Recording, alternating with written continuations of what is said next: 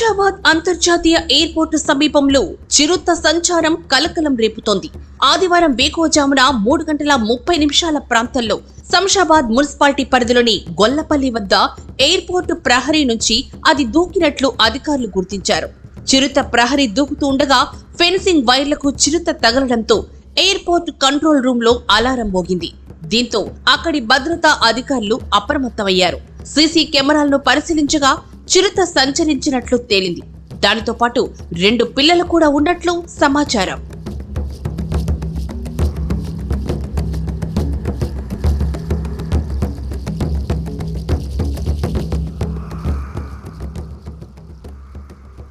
ఈ విషయాన్ని ఎయిర్పోర్టు అధికారులు అటవీ శాఖ అధికారులకు సమాచారం అందించారు.